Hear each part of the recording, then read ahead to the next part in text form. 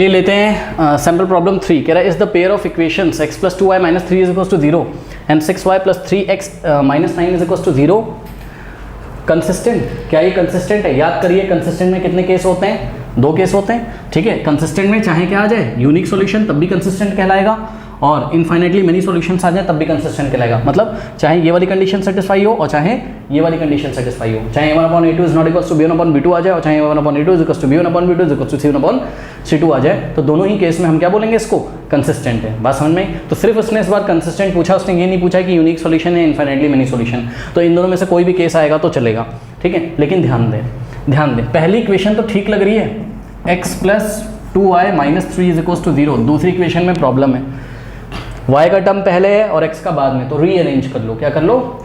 Rearrange करो। और जब रीअरेंज करोगे तो साइन चेंज नहीं होगा भाई। अरे 3x को पहले लिख दो, 6y को बाद में लिख दो। तो 3x पहले लिख दिया हमने और 6y के आगे कोई साइन नहीं, मतलब क्या है, पॉजिटिव है, तो +6y और -9 इज इक्वल्स टू 0। ये बन गई फर्स्ट, ये बन गई सेकेंड, ठीक है। a1/a2 निकालो। चलो a1/a2, हाँ भाई a1 की वैल्यू कितनी है, x का कोफिशिएंट 1 और a2 की वैल्यू कितनी है, x का कोफिशिएंट 3, तो a1/a2 1/3।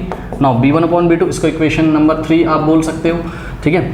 b1/b2, b1 कितना है, y का कोफिशिएंट 2 और b2 कितना है, y का कोफिशिएंट 6, 2 1 और 2 3, तो इसका मतलब क्या आ गया, b1/b2 भी कितना आ गया, 1/3। तो this is equation 4th। Now we will find c1/c2। What is c1? हाँ भाई दोनों ही c1 c2 कहाँ है, 0 के लेफ्ट में, तो दोनों ही 0 के लेफ्ट में होने चाहिए, तो 0 के राइट में होने चाहिए, तो हम डायरेक्ट ले सकते हैं दोनों ही लेफ्ट में। तो -3/-9, ठीक है। तो ये माइनस से माइनस गया, 3 1 3 3, यानी कि क्या आ जाएगा आपका c1/c2 is equals to what, 1/3। This is equation 5th। Now from 3rd 4th and 5th a1/a2 b1/b2 c1/c2 तीनों ही इक्वल है, क्योंकि तीनों ही आपस में 1/3 के इक्वल हैं। तो a1/a2 is equals to what, b1/b2 is equals to c1/c2।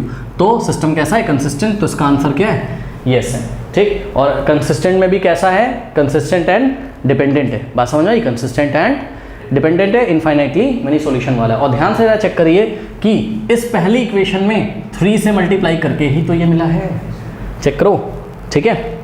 Multiply करो उसमें 3 × x 3x, यहाँ पर है 3x, 3 2 6 6y है यहाँ, 3 3 9 माइनस का 9 है यहाँ। बात समझ में आई? तो ये सिस्टम कैसा है, कंसिस्टेंट है। हमने आंसर यस दिया। And what is your verification, this is your verification. कर लीजिए।